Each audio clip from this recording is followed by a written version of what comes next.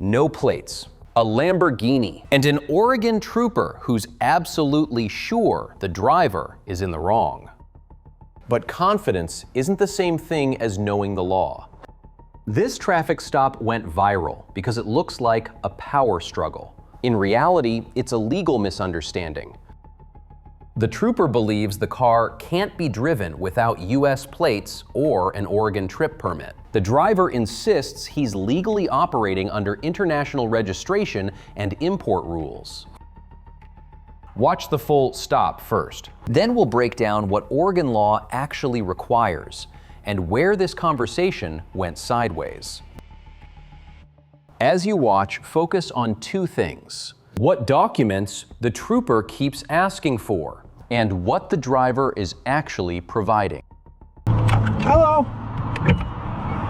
Hey, I'm Trooper Rummer with the State Police. I got a little microphone. Nice to meet you. Gonna record our conversation, okay? Yes, sir. The reason I'm stopping you is because you don't have any license plates on this car. Okay. Any reason for that? I'm from Dubai. It's my license plate right there. Okay, but you're not in Dubai. I'm visiting as a tourist. Well, no, you're not visiting as a tourist if you brought a car with you. Okay, well, do you have your driver's license with you? Yeah, of course. How it works is we ship the cars, we get a permit, and You don't have a permit. What you need is a carnet. What's that? A carnet. It's a very rare thing. I know you're confused, but we No, fly I'm them. not confused. If you want to drive this car, Yeah. you have to have a license plate from somewhere in the United States or a trip permit, which you don't have. Do you have your driver's license with you? Yes, sir. Yeah, the way it works is we get a EPA exemption. Pardon me? A EPA exemption, and then a carnet de passage. Do you have any of that? Of course, yeah. I'm gonna provide everything. You have something that says you can drive this car on the road? Yes, sir. Let's take a look at that. Of course. So it's gonna be a lot of documents. So I'll give you one by one. Because I think what you're talking about is the ability to import this, and what I'm talking about is registering it. No. Well, You have your driver's license with you. yeah. I'm just trying to answer your questions. Well, it's a temporary thing. I'm visiting as a tourist. I can't hear you. It's a temporary import. It's a what? It's a temporary import. It's not a permanent thing. We fly our cars here, we do our trips, and we fly them back. That's how it works. I know it's confusing, but No, it's not confusing. It's very simple. no, All sir. right. If you have some sort of import, Yeah. that's to get it into the country. Okay. I'll Let me see what you have that says you can drive it on the road in Oregon. You understand in a second. Pardon me? You're gonna understand in a second. I'm pretty sure I know what I'm talking about right now. So this is my permit. It's an international federal agreement. Okay. And I'm gonna provide you with a driver's license in a second. Do you have your insurance with you? Yes, sir. So this would be the international driver's license, which they come as a package. There you go. The other part is inside it as well.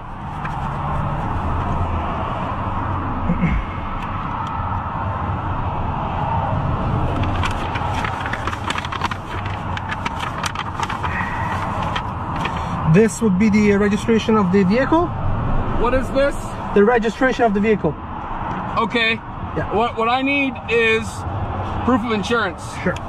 This is So the this is Canada? Okay. no, sir. There you go. This is UAE. I need your insurance. All right. Why are you so defensive? I'm trying. Pardon me? Why are you so defensive? I'm trying to. No, I'm just asking for these documents, and you won't quit talking about other stuff. No, sir. I provide you everything I you've want asked your for. insurance, okay? I provide you. I don't need anything else right now. Sure. You just asked me for the document. Pardon me? You just asked for a document. I provided you, and I'm gonna provide you the insurance in a second, sir. Just give me a second. Why don't you keep working on that, and I'll be back with you in a minute. Sure. There you go.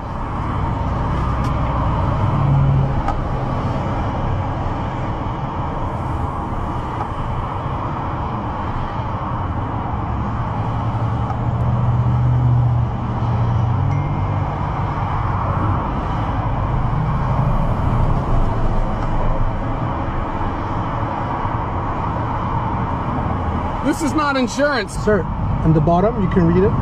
It's insurance. The policy number is there as well. Where are you taking this car? I'm going to Canada. We're going where? I'm going to Canada, Vancouver. Where did you import the car into? From Canada. I drove it in here. I do a road trip every 2 years. You do a what trip? Imagine you want to drive your car in Europe. What do? You ship your car there, you drive it for a month, and you ship it back. No, that's not what I do. Okay, look, you. What is your question, officer? I can answer your question. Look. Yes, sir. Here's your stuff here. You got to get a temporary permit, okay? I have another call I have to go to. Sir, be safe pulling out into traffic. It's a federal law. You don't know the law. What the? What the? All right, let's talk law, not emotion.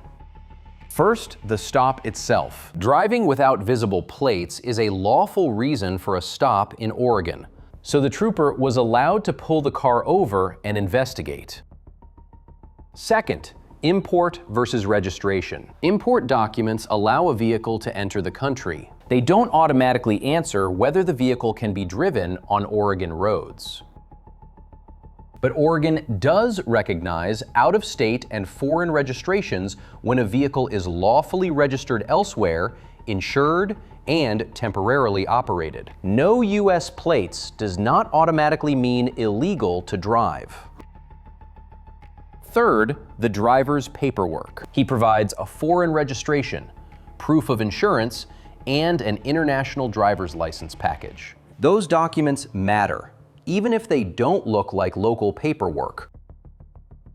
What you're really seeing here is unfamiliar paperwork colliding with certainty. Once it's no longer a simple violation, the trooper disengages and lets the driver go. This wasn't corruption or entitlement, it was confusion, and confusion is not a crime. Here's the lesson. Police can stop unusual vehicles. Drivers can operate legally registered foreign cars. And calm explanation beats confrontation every time.